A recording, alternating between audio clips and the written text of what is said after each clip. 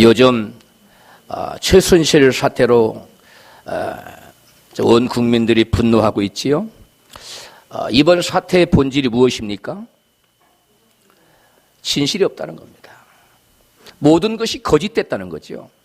대통령 뒤에, 더 높은 대통령이 뒤에서 숨어서 비밀 정부가 있었다는 겁니다. 야당 의원들이 여러 번 질의를 하고 문제 제기를 했습니다. 비선 실세가 국정을 논단하고 있다는 소식이 파다한데 이게 어떻게 된 겁니까? 대통령의 답변을 제가 들어봤어요. 뭐라고 답했다면, 그게 상식적으로 여러분 말이 된다고 생각합니까? 말도 안 되는 소리 하지 마세요. 그런 식으로 실체가 없는 것을 가지고 의혹을 부풀리면 안 됩니다. 국회의원들이나 돼가지고 하면서 야당 의원들에게 분노를 표출하는 걸 보고 깜짝 놀랐어요. 그런데 실체가 드러났지요. 대통령이 처음부터 끝까지 거짓으로 국민들을 속여왔다는 것입니다. 겉으로는 창조경제, 문화융성, 전 듣도 보도 못한 얘기들이에요. 그런 것을 내세우면서 뒤에서는 온갖 불법과 탈법이, 비리가, 거짓이 자행되고 있었다는 것입니다. 미르와 K스포츠 재단 설립을 위해서 53개 기업체에서 무려 774억 원을 강제 모금을 했습니다. 그런데 그 774억이나 되는, 사실은 70억인가 80억은 강남의 큰 빌딩 롯데 거기 다시 돌려줘서 그렇지, 그것까지 합치면 850억이 넘는 돈이죠.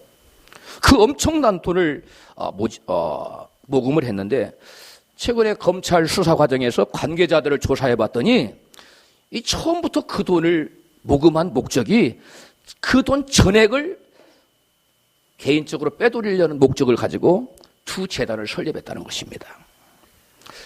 그 두 재단의 설립 구조에서도 여실히 드러나는데 774억 중에 154억만 기본 재산이고 나머지 620억은 운영자금으로서 언제든지 돈을 뺏어 쓸 수 있는 것이고, 기본 재산으로 잡힌 154억도 이사회의 결정을 거치면 다 뒤로 빼돌릴 수 있는 돈인데, 그 이사회가 누구예요?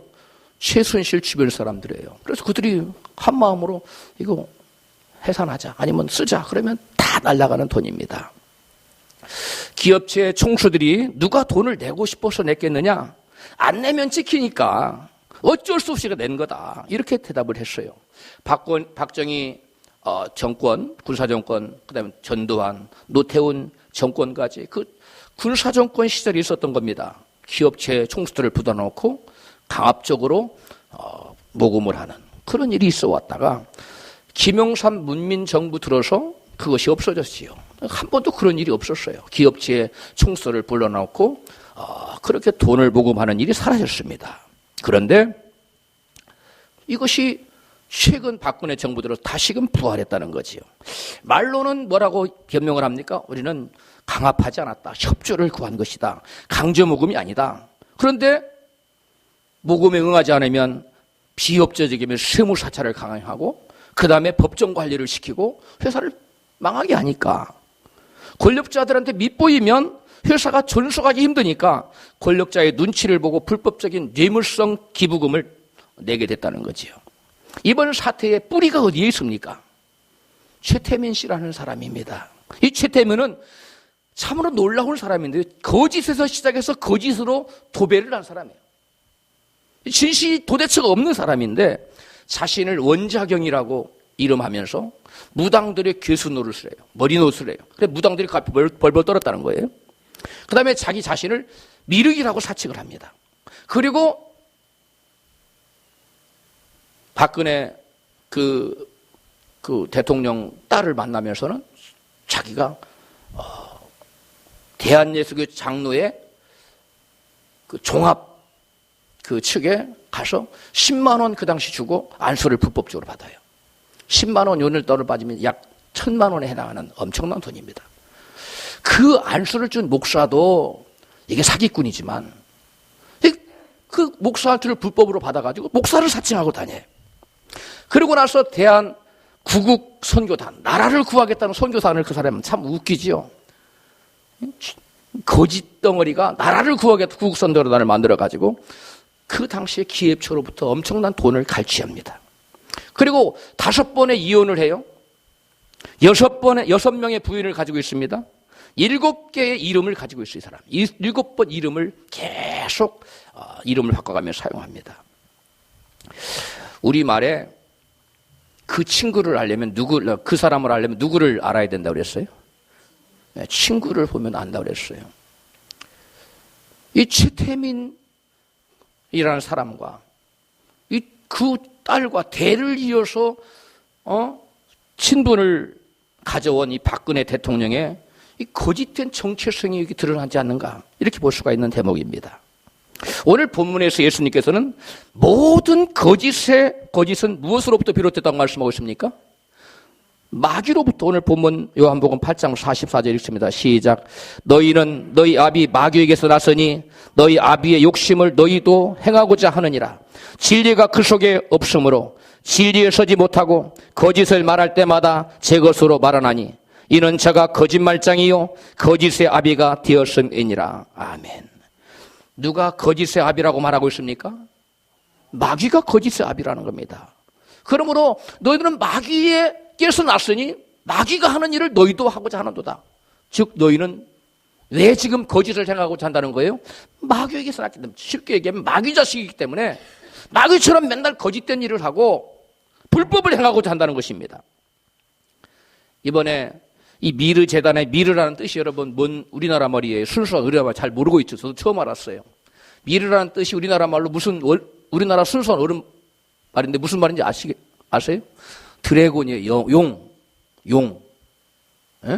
그 다음에 K재단. 앞에 K자를 미르에다가 기억을 더하면 뭐가 돼요? 미륵이 돼요.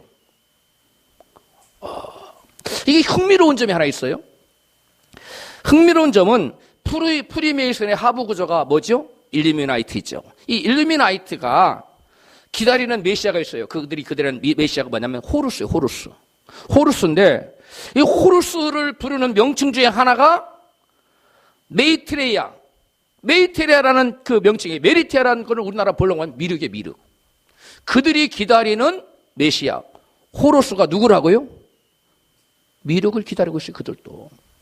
이게 무슨 말이에요? 그들이 기다리는 거는 예수님이 아니에요. 일루미네트들이 기다리는 것들은 그 메시아는 즉 뭐라고요? 호로스. 그 다른 말로 무슨 명칭이라고요?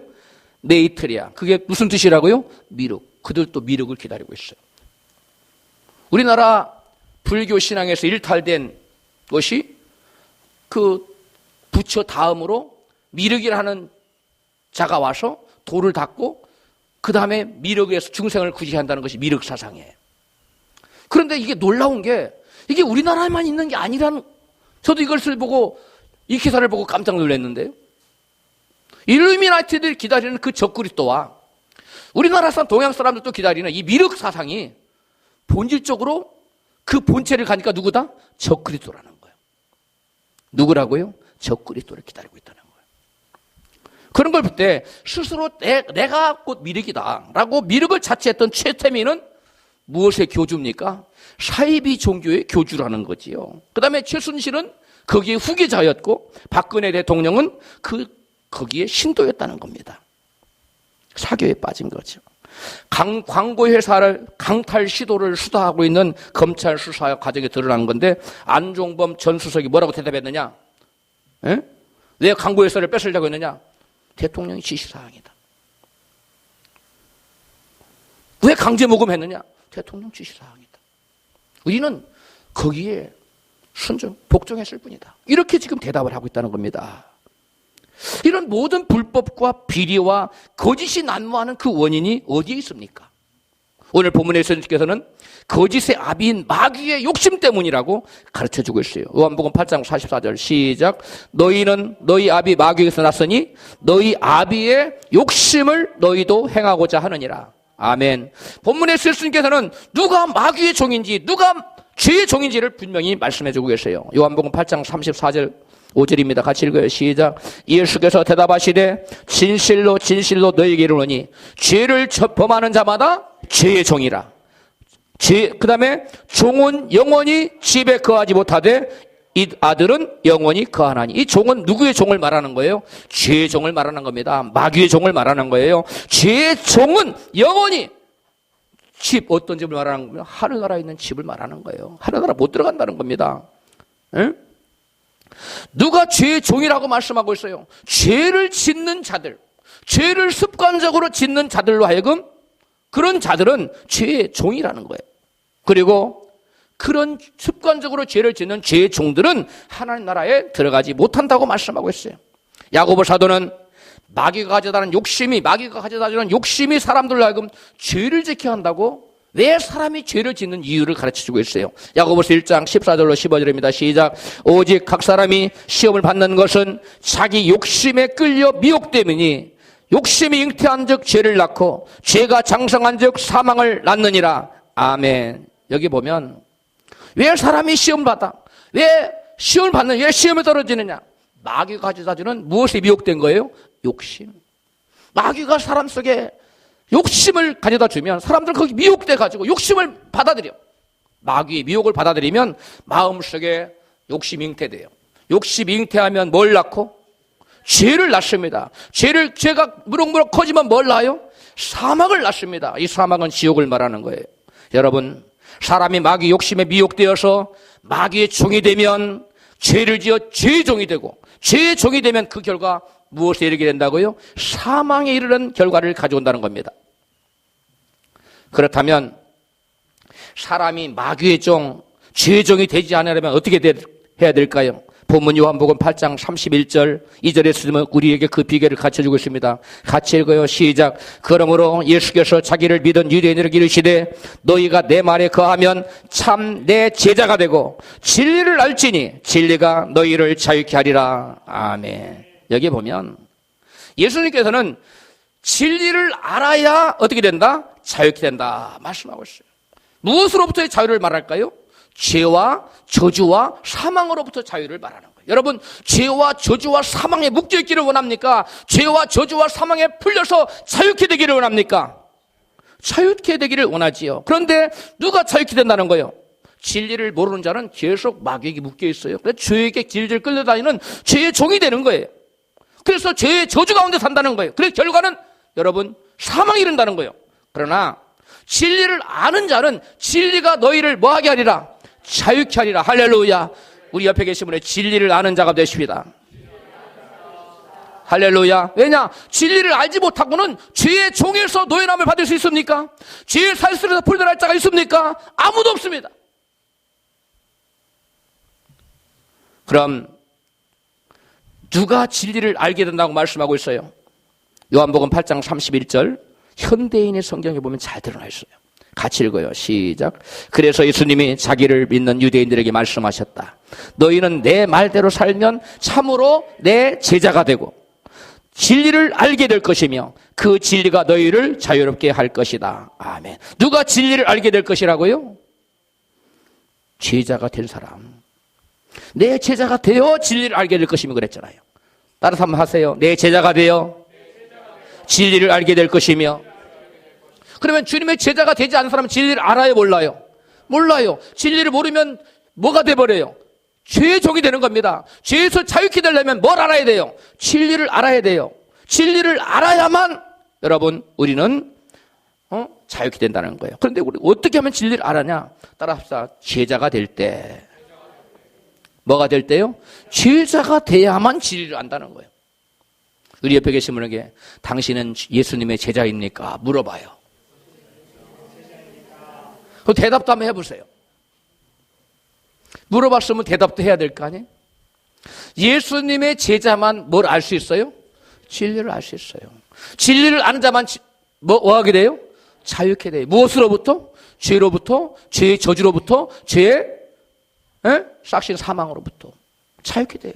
그러니까 제자가 되지 않으면 그 누구도 자유케 될 수 없고 죄에게 질질 끌려서 죄의 종을 노릇하다가 영원한 심판과 저주를 받는다는 거예요.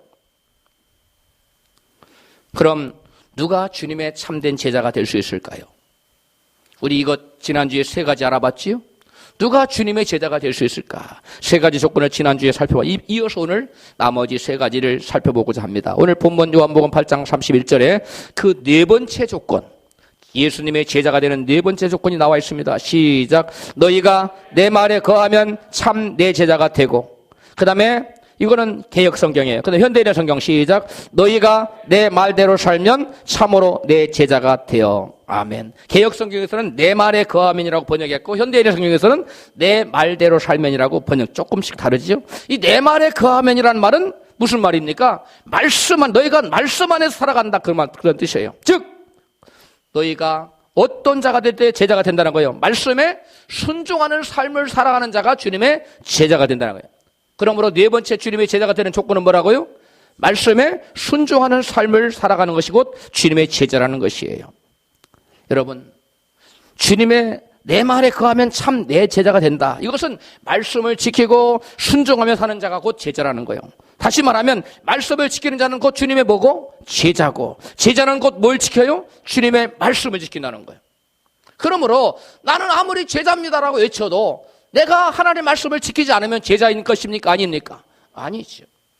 내가 제자라고 외치지 않아도 내가 주님 말씀에 거하며 말씀 안에 거하고 말씀대로 순종하며 사는 사람은 그 사람 어떤 사람이에요? 제자입니다. 그 사람은 무엇을 알아요? 진리를 알아요. 그래서 어떻게 돼요? 자유케 돼요. 무엇으로부터? 죄로부터, 죄의 저주로부터, 죄의 결과인 사망으로부터 자유돼요. 지옥으로부터 자유케 되는 거예요. 우리 모두 다 말씀 안에 거함으로 제자가 되어 자유한 자가 되기를 주의 이름으로 축복합니다. 할렐루야. 예수님께서는 말씀을 지키지 않으면 영생을 얻을 수 없음을 분명히 말씀하세요. 요한복음 5장 8장 51절, 본문이 길어서 여기까지는 안 넣었는데 불문으로 같이 읽어요. 시작. 진실로 진실로 너희에게 이르노니 사람이 내 말을 지키면 죽음을 영원히 보지 아니하리라. 죽음을 영원히 보지 않는다는 말은 다른 말로 영생을 얻으리라 그러는 거예요. 뭐 하면?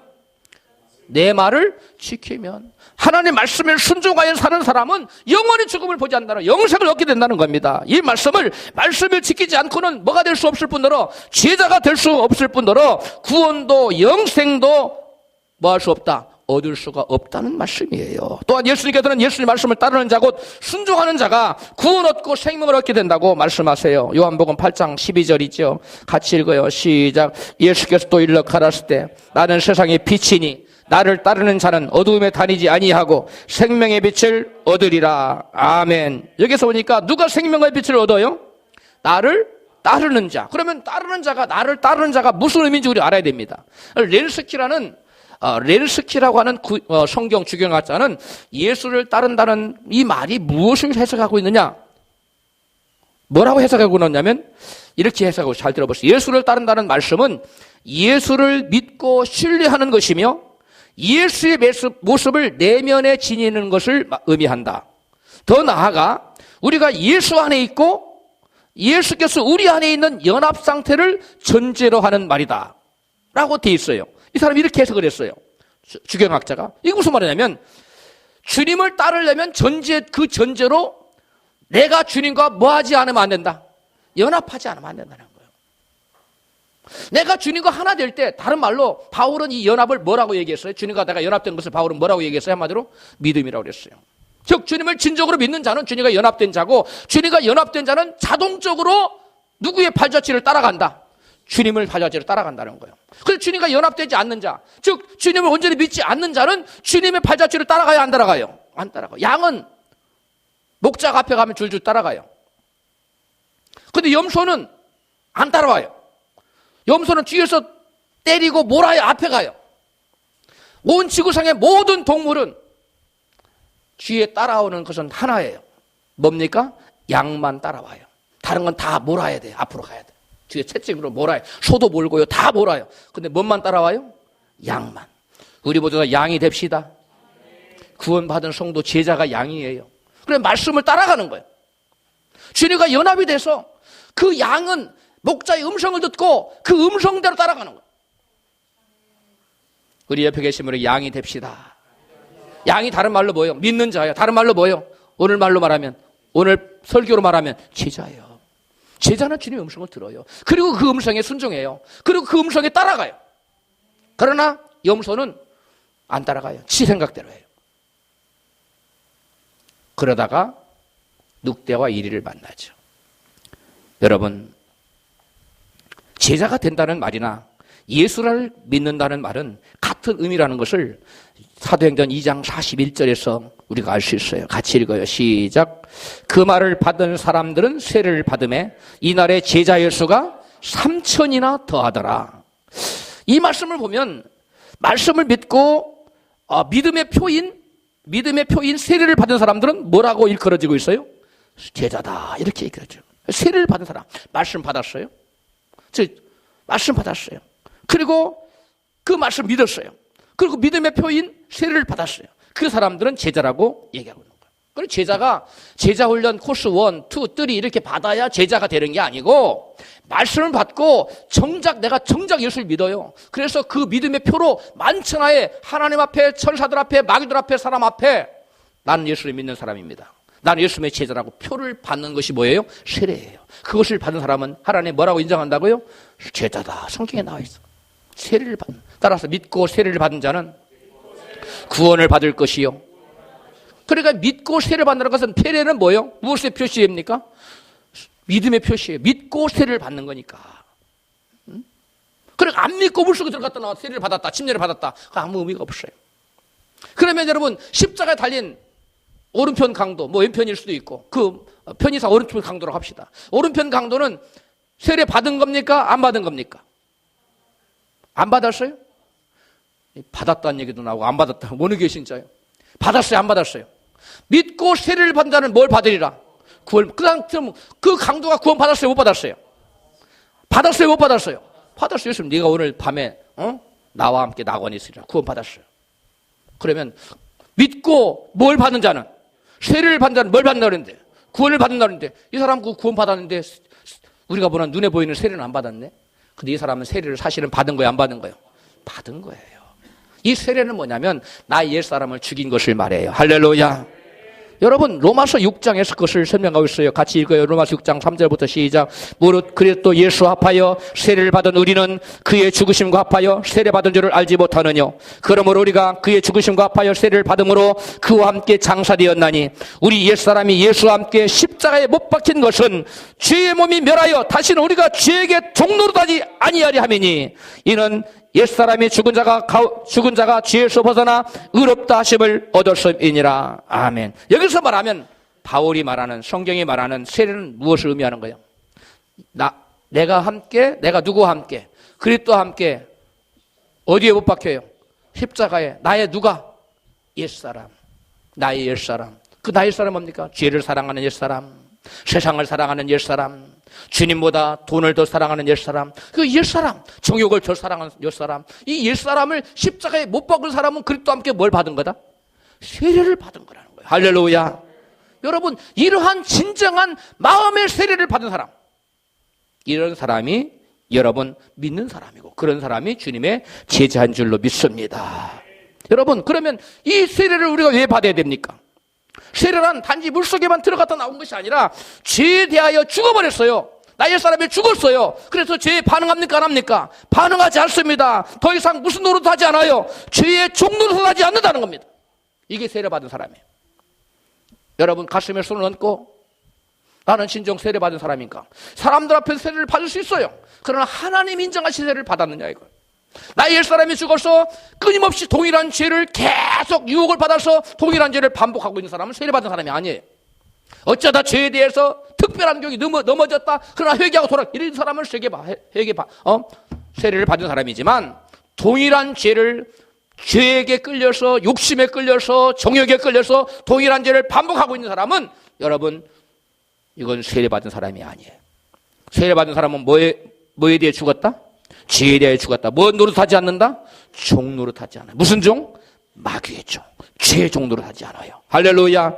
그러므로 사도행전 2장 41절에 나타나는 말씀을 받고 세례를 받아 제자가 된 사람들은 누구를 가리키는 거예요? 예수를 믿는 사람. 그 믿는 사람을 뭐라고 그래요? 제자다 그랬어요. 그러니까 따라서 예수를 진정으로 믿는 사람을 성경은 뭐라고 지칭한다? 제자라고 지칭해요. 여러분 다 예수를 진정으로 믿으시지요? 아멘이 커야 돼요. 이 자신이 없는 거예요. 내가 말씀대로 거한다. 그런 사람은 여러분 세례를 받은 사람이에요. 그 세례를 받은 사람은 주님의 제자예요. 왜? 무슨 노릇하지 않기 때문에. 죄의 종로로 하지 않기 때문에. 그걸 제자입니다. 그러나 죄에 이끌려서 계속 죄에 질질 끌려다니는 삶을 사는 사람, 이 사람은 여러분 세례를 받은 사람이 아니에요. 그러므로 이 사람은 예수를 믿는 사람도 아니고 또 주님의 제자도 아닌 것입니다. 할렐루야.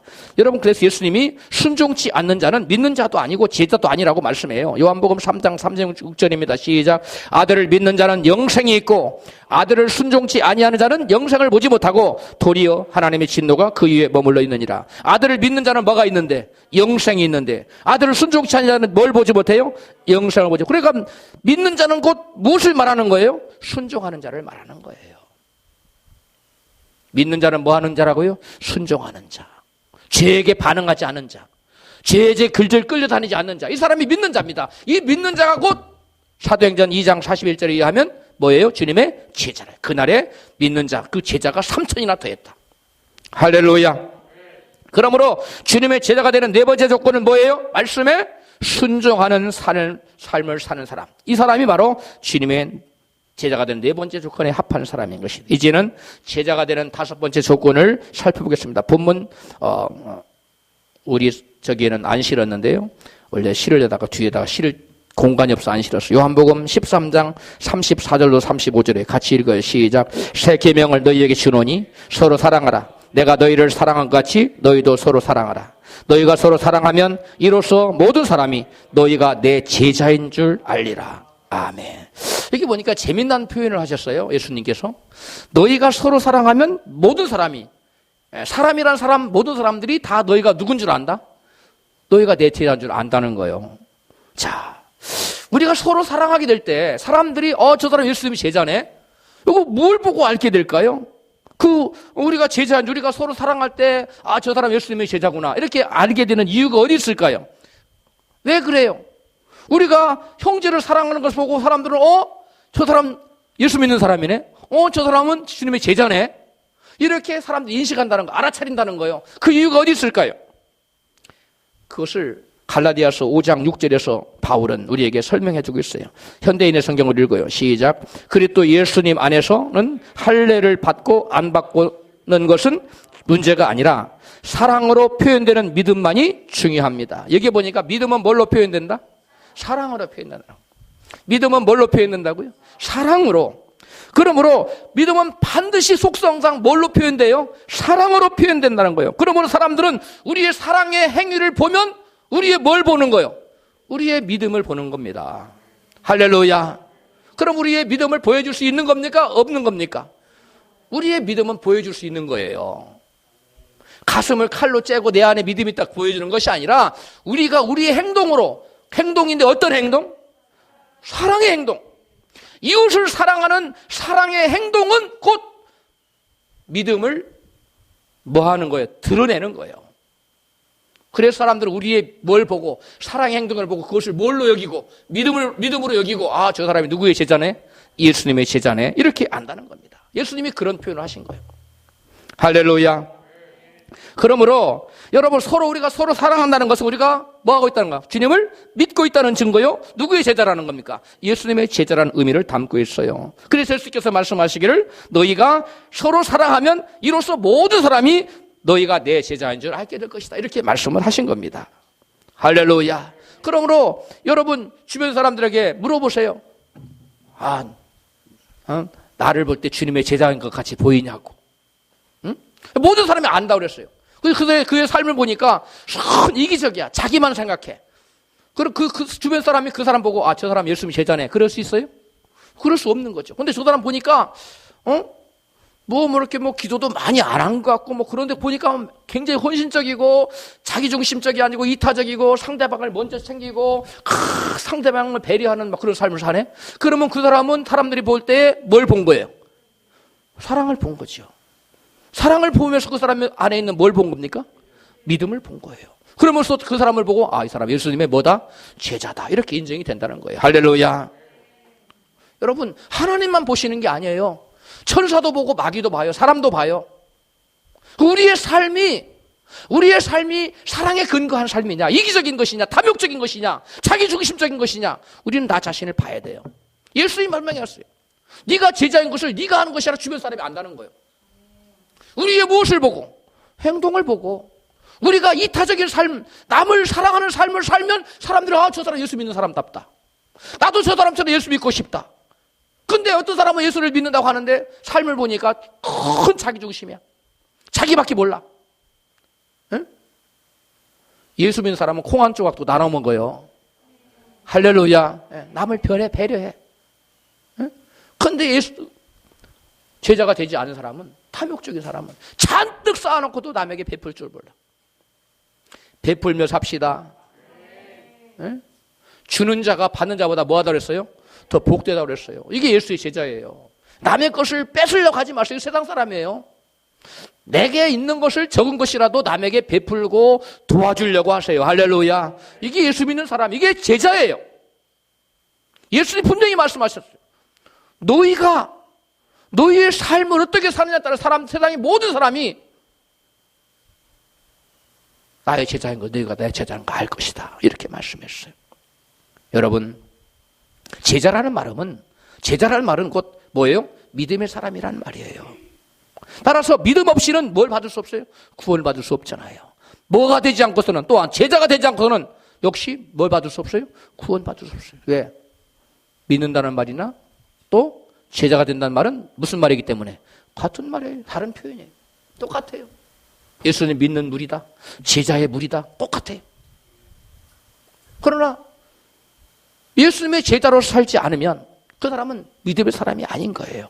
그래서 사도 요한은 형제를 사랑하지 않고는 결단코 구원을 받을 수 없다고 말씀하고 있어요. 요한 1서 3장 14절에요. 시작. 우리가 형제를 사랑함으로 사망에서 옮겨 생명으로 들어간 줄을 알거니와 사랑치 아니한 자는 사망에 거하느니라. 아멘. 사망에서 생명으로 뭐였다? 옮겨졌다. 들어갔다. 요한복음 5장 24절에서는 무엇으로 사망에서 생명으로 옮겨졌다 그랬어요? 믿음으로. 뭘로? 믿음으로. 근데 여기서는 뭘로? 형제 사랑으로. 그러면 형제 사랑은 곧 뭡니까? 믿음인 겁니다. 형제 사랑은 믿음이에요. 근데 믿음은 우리의 사랑 행동으로 나타나는 거예요. 믿음은 뭘로 드러난다고요? 사랑으로. 사랑으로 그 자체를 표현하는 것이 믿음이라고 그랬어요. 그럴 때 우리가 형제를 사랑하지 않는다는 것은 우리가 믿음이 없다는 거예요. 진정한 믿음이 아니라는 거예요. 그 제자가 아니라는 거예요. 그런 사람에게는 제자도 될 수 없고 구원도 있을 수가 없다는 거예요. 그러면 여러분에게 묻겠습니다. 여러분은 형제를 사랑하는 자입니까? 아멘. 크게 아멘. 할렐루야. 여러분, 내가 형제를 사랑하는 자인지 아닌지는 성경에 두 가지 잣대가 나와요. 잣대가 있어요. 여러분 스스로를 재보세요. 하나는 요한의 잣대예요. 사도 요한의 잣대. 또 하나는 누구 잣대냐면 예수님의 잣대예요. 먼저 요한의 잣대를 여러분께 소개할게요. 요한 1서 3장 17절입니다. 시작. 누가 이 세상 재물을 가지고 형제의 궁핍함을 보고도 도와줄 마음을 막으면 하나님의 사랑이 어찌 그 속에 거할까 보냐. 자네들아, 우리가 말과 혀로만 사랑하지 말고 오직 행함과 진실함으로 하자. 아멘. 여러분, 내가 재물이 있는데 형제가 지금 너무너무 궁핍해. 굶고 있어. 그런데 도와줄 마음이 없어. 그런 사람은 여러분, 형제를 사랑하는 사람입니까? 아니라는 거예요. 진정 내가 주님의 제자인 줄 알려면 내가 나의 재물을 가지고 형제를 돌아볼 마음이 있느냐, 마음뿐만 아니라 실제로 돌아보느냐 아니냐를 가지고 내가 지금 형제를 사랑하는 자인지 아닌지 재보라는 겁니다. 요한의 잣대로 재보세요. 스스로를 재보시기 바랍니다. 두 번째는 예수님의 잣대입니다. 한 율법사가 예수님께 나와서 물었어요. 선생님, 내가 어찌하면 영생을 얻을 수 있습니까? 그래 예수님께 묻자. 예수님이 물었습니다. 야, 그 율법에 뭐라고 써 있느냐? 그러니까 대답했어요. 누가복음 10장 27절에 대답하여 가로되 네 마음을 다하며 목숨을 다하고 힘을 다하여 뜻을 다하여 주 너의 하나님을 사랑하고 또한 네 이웃을 네 몸같이 사랑하라 하였나, 이렇게 써있습니다.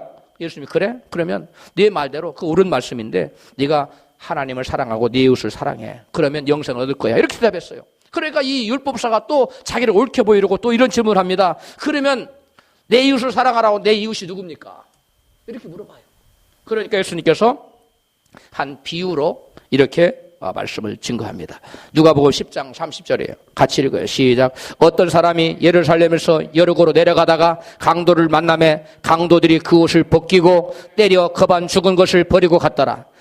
31절. 마침 한 제사장이 그 길로 내려가다가 그를 보고 피하여 지나가고 또 이와 같이 한 레인도 그곳에 이르러 그를 보고 피하여 지나가되 어떤 사마리아인은 여행하는 중 거기 이르러 그를 보고 불쌍히 여겨 가까이 가서 기름과 포도주를 그 상처에 붓고 싸매고 자기 짐승에 태워 주막으로 데려가서 돌보아 주고 이튿날에 데나리온 2를 내어 주막 주인에게 주며 가로되 이 사람을 돌보아 주라.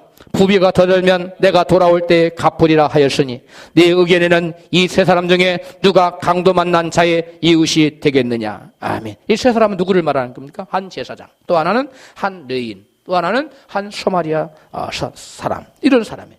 여러분 의견에는 어떤 사람이 강도 만난 자의 이웃이 되겠습니까? 그렇죠. 선한 사마리아인이죠.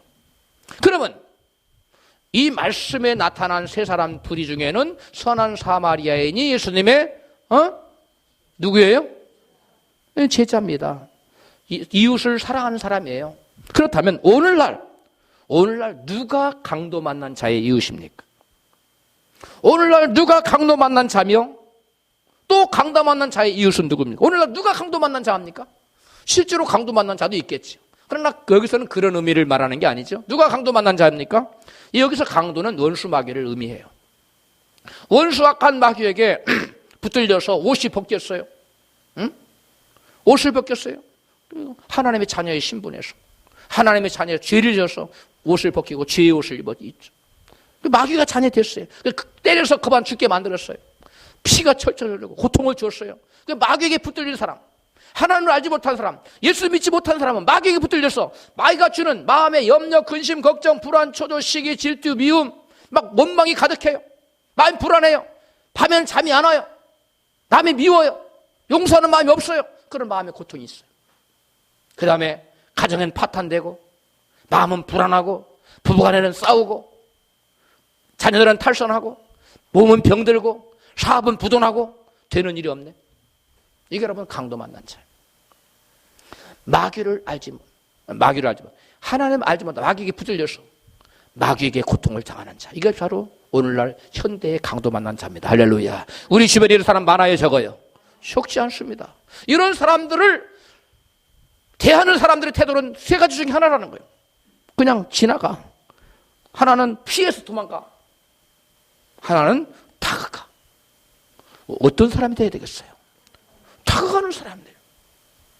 우리가 진정 예수님을 믿는 제자라면, 예수님께서 네가 영생을 얻고자 한다면 강도 만난 자의 이웃이 되라. 이웃을 사랑하라 그랬는데 이웃이 지금 강도 만나서 피를 철철 흘리고 있는데 나 몰라라.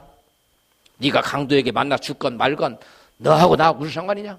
이런 마음을 가진 사람은 여러분 강도 만난 자의 이웃이 되겠어요? 될 수가 없다는 거예요. 예수님 말씀합니다. 하나님을 사랑하고 내 이웃을 뭐하라? 사랑하라. 그래야 뭐 얻을 수 있다? 영생 얻을 수 있다. 지금 저게 가르치고 있잖아요. 율법사에게.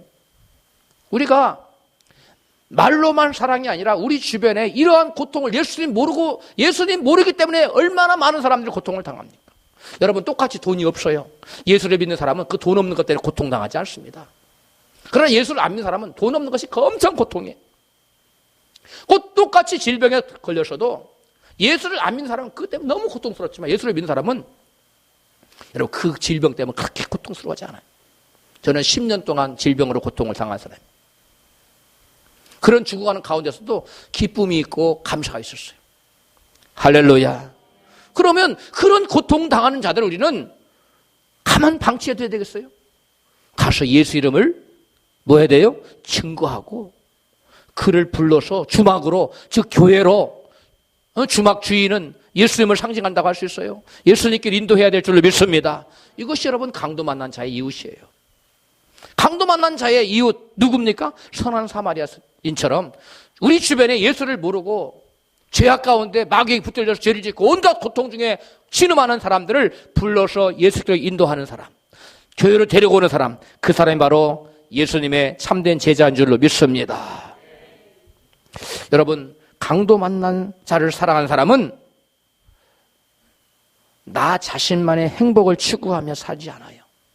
이웃과 더불어 행복을 함께 추구하는 그런 사람이 주님의 제자입니다. 할렐루야. 한 소년이 그 집에서 잼을 먹지 말아라. 과일잼을 못 먹게 뭐 하려고 이렇게 해놨어요. 자녀들한테 절대 먹으면 안 된다. 이거 어디다 쓸 거다 했어요. 그런데 그 둘째 아들이 그 잼을 너무 먹고 싶어 많이 먹어버렸어. 그래서 아버지가 그것을 알아차리고 불렀어요. 너는 아버지의 말에 순종을 안 했기 때문에 오늘 저녁에 파티에 갈 수 없다. 그래서 파티장에 큰아들만 데리고 갔어. 파티장에 갔다 와서 큰아들이 그 파티가 얼마나 기가 막힌 멋있는 재밌고 맛있는 것도 많고 원더풀한 그러한 파티였다고 자랑을 막 늘어났어요. 그러니까 그 동생이 그 얘기를 듣고 내가 참석하지도 못한 파티가 아무리 환상적이면 뭘 해? 그랬어요. 아버지가 그 얘기를 듣고 그 둘째 아들을 불렀어요. 아들아, 넌 다른 사람이 행복해지는 것을 보고 함께 기뻐할 줄 모르는구나. 타인에 대한 무관심과 이기심이 바로 죄란다. 이렇게 아들을 책망했어요. 이 말을 듣고 그 둘째 아들은 마음에 큰 충격을 받게 됩니다. 그리고 그 시간에 결단해. 내가 이 시간부터는 결단코 나 자신보다 먼저 다른 사람을 생각하며 사는 사람이 돼야 되겠다. 할렐루야. 이 시간 이러한 결단이 여러분에게도 있기를 주로 축복합니다. 이 소년이 나중에 장성합니다. 컸어요. 나중에 프랑스의 위대한 지도자가 돼요. 대단한 영향을 미치는 지도자로 성장합니다. 그는 쫓기는 유대 나치에서 쫓기는 그 독일 나치에서 쫓기는 유대인들에게 신발을 벗어줘요. 눈밭에서 자기는 혼자 맨발로 걸어요. 그는 나중에 빈민들을 구호하기 위해서 빈민 구호단체인 엠마우스를 설립합니다. 그가 바로 프랑스에서 7년간 가장 프랑스인이 사랑하고 존경하는 인물로 1등으로 계속 뽑힌 사람이에요. 그가 누구냐? 피에르 신부예요. 신부 중에 이런 분이 나왔어요. 프랑스의 많은 사람들이 이웃을 사랑하죠. 헐벗고 굶주리는 사람을 돌아보게 하는 그러한 행동으로 사랑을 실천한 피에르 신부를 프랑스 사람들 마음에는 담겨져 있는 거예요. 그는 삶에 어렸을 때 어떤 걸 결심했다고요? 어떤 걸 결심했다고요? 결단코 나를 위해 살지 않고 누구의? 다른 사람을 위해 살겠다. 다른 사람의 어려움을 덜하며 살겠다. 그런 결단을 한 결과 그는 프랑스의 위대한 영향력을 미치는 지도자로 성장할 수가 있었던 겁니다. 우리 모두 형제를 사랑하는 자가 다 되십시다. 마지막으로 주님의 제자가 된 6번째 조건은 열매를 많이 맺는 거예요. 본문 요한복음 15장 8절입니다. 시작. 너희가 과실을 많이 맺으면 내 아버지께서 영광을 받으실 것이요 너희가 내 제자가 되리라. 아멘. 이 방금 읽은 본문의 개역 성경보다는 세번역 성경이 원문과 비교적 가까워요. 같이 세번역 성경으로 읽겠어요. 시작. 너희가 열매를 많이 맺어서 나의 제자가 되면 이것으로 나의 아버지께서 영광을 받으실 것이다. 개역 성경과 세번역 성경의 차이점이 뭡니까? 차이점이 뭔지 모르겠어요? 세번역에는 이것으로라는 말이 단어가 들어가 있는데 개역 성경에는 이것으로라는 말이 없어요. 이것으로라는 헬라 원어는 엔투투라는 단어예요.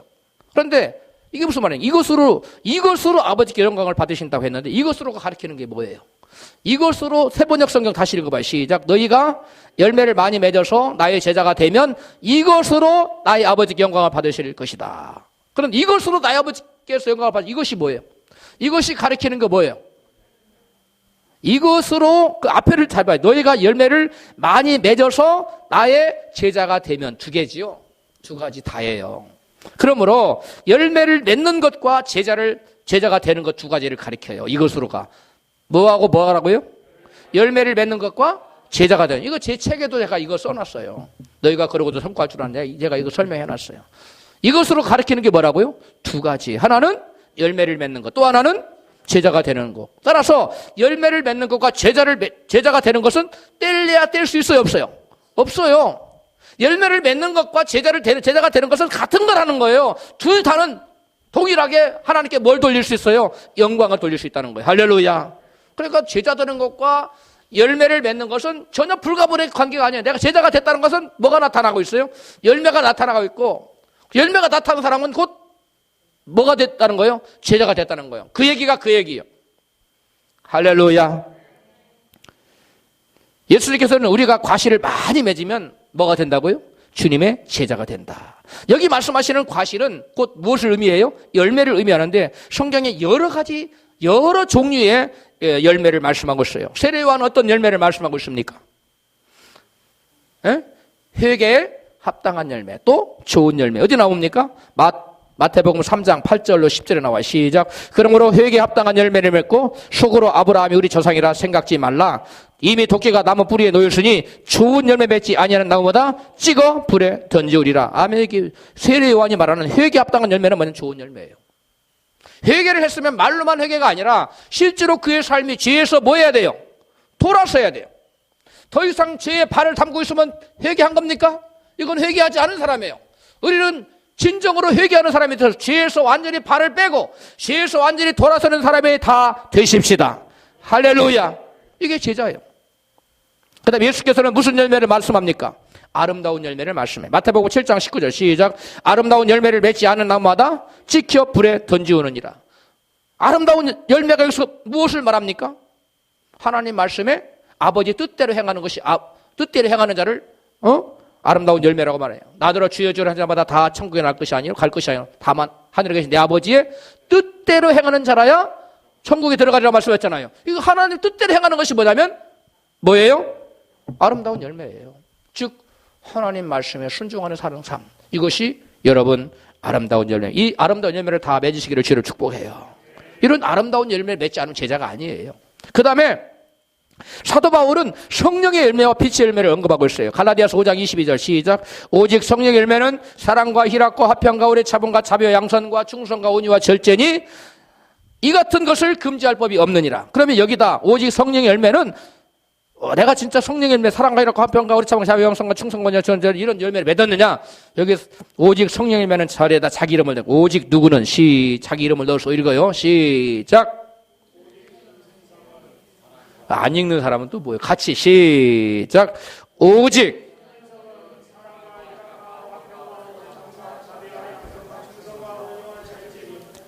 이 같은 것을 금지할 법이 없느니라. 여러분 굉장히 자연스럽죠. 여러분 이름을 넣으니까. 그래요 안 그래요? 그런 사람은 제자예요. 진실로 여러분 이 말을 넣었는데 자연스럽다. 이거 제자입니다. 왜냐? 이게 누구의 증거입니까? 사도 바울이 오직 성령의 열매를 사랑과 희락과 화평과 오래 참음과 자비 양선과 충성과 온유와 절제 같은 이런 열매들이 나의 삶 속에서 자전적으로 나타난다.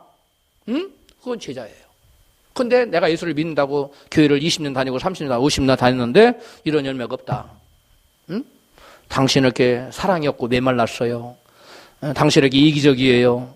당신은 이렇게 우울해요. 당신은 이렇게 오래 참지 말고 그냥 그래요. 이렇게 여러분 한다면 운이하지 못하고 사람이 거칩니까? 당신 이렇게 절제가 없어 이렇게 소리를 듣는다면 이건 문제가 있는 거예요.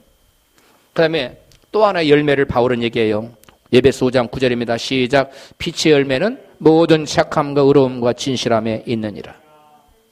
이게 빛이에요. 예수님은 제자들을 향하여 너희는 뭐라고 했어요? 세상에 빛이라 그랬어. 빛이 가면 뭐가 물러가야 됩니까?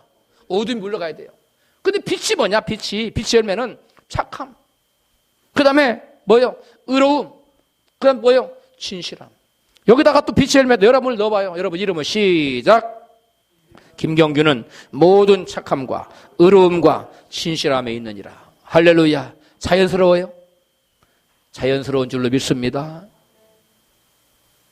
아멘. 쑥 들어갔어요. 예수 믿는 사람 이런 열매가 나타나게 돼 있어요. 아멘. 비록 그 열매가 막 온 천하에 드러날 만큼 크게 치진 않아도 포도송이 조그마한 포도송이도 큰 송이도 있잖아요. 그래요 안 그래요? 포도송이가 조그맣다고 열매가 아닌 건 아니에요. 열매예요. 비록 지금 적지만 이런 열매를 더 확실하게 맺어가도록 노력하십시다. 할렐루야. 이와 같은 열매를 맺어야 주님의 제자가 될 수 있는데 그러면 열매를 맺는 비결은 무엇일까? 예수님은 본문 요한복음 15장 5절에서 말씀해요. 시작. 나는 포도나무요 너희는 가지니 저가 내 안에 내가 저 안에 있으면 이 사람은 과실을 많이 맺나니 나를 떠나서 너희가 아무것도 할 수 없음이라. 저가 내 안에 내가 저 안에 있으면, 즉 예수님이 내 안에 계시고 내가 예수님 안에 있으면 이 사람은 주님과 지금 뭐에 있는 상태예요? 연합해 있는 상태잖아. 연합해 있어야만 한다는 거예요. 주님과 연합해 있는 사람은 열매를 안 맺으려고 해도 열매가 저절로 맺혀요. 할렐루야. 그런데 여러분, 주님과 연합이 안 됐어요. 내 안에 주님 말씀이 없어요. 그리고 내가 주님 안에 거하지 않아요. 주님 안에 거한다는 건 내가 지금 멋대로 산다는 거예요. 하나님 말씀대로 산다는 건데 내가 하나님 말씀대로 살지도 않고 내 안에 하는 말씀도 없어요. 그런 사람은 아무리 열매를 맺으려고 발버둥을 쳐도 열매는 안 나타나요. 열매를 맺는 비결은 딱 하나예요. 따라서 합시다. 주님과 연합이. 주님과 연합이 바울은 뭐라고 했어요? 믿음. 온전한 믿음은 열매가 저절로 나타나는 거예요. 그러니까 종교적인 믿음 말고, 형식적인 믿음 말고, 가시적인 믿음 말고 진정한 믿음, 하나님께서 인정하시는 믿음을 가진 사람은 내가 열매를 맺으려고 노력하지 않아도 열매가 저절로 나타난다는 겁니다. 할렐루야.